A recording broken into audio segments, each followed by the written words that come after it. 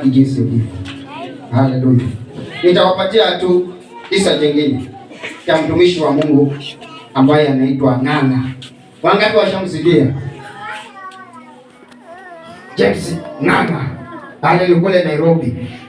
Pia yeye alikuwa mtumishi wa Mungu, ndo anaanza kazi, anaanza huduma.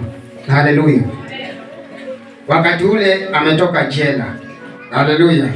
Akaja akaanzisha huduma, akawa na hubiri njia mpaka akafungua kanisa dogo.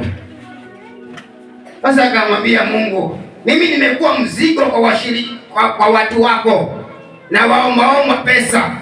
Haleluya. Si unisaidie basi, unipatie hata kama ni 20,000. Pia mimi nifungue biashara. Haleluya. Ili nisiwe mzigo kwa hawa watu wako. Haleluya. Kwa sababu nikifika hapo nitawahubiria fungu la 10 ili watoe nipate. Nitawahubiria sadaka. Haleluya. Kwa sababu kwangu ni kubaya. Haleluya. Akamwambia Mungu, hebu nipatie pesa, nianzishe biashara, nisiwe mzigo kwa watu wako. Haleluya.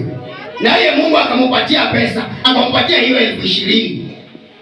Mtumishi wa Mungu akafungua kioski kaduka tu kadogo. Haleluya.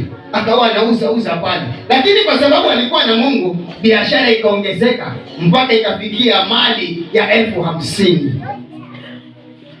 Haleluya. Akasema, ni kweli Mungu umenibariki. Umebariki biashara yangu, imeongezeka, nimepanda, hata stoko hii ni 50,000. Nilianza na 20,000, sasa hii stoko ni 50,000. Haleluya. Siku moja akalala, Mungu akamjia katika ndoto, akamwambia kwamba Ng'ang'a, nataka hiyo biashara yako. Unaona yule jirani yako? Namuona. Mwite umpatie hii biashara yako. Wewe toka hapa, nenda Nairobi. Haleluya. Ndamba ni pepo hii. Ndamba shika pepo hii.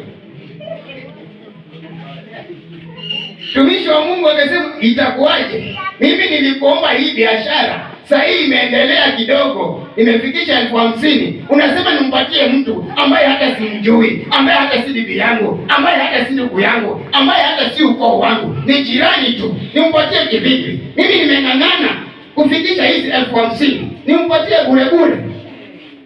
Haleluya. Ungevifanya wewe? Haungevifanya. Haleluya. Akasema sasa niende Nairobi. Niende Nairobi kwa nani?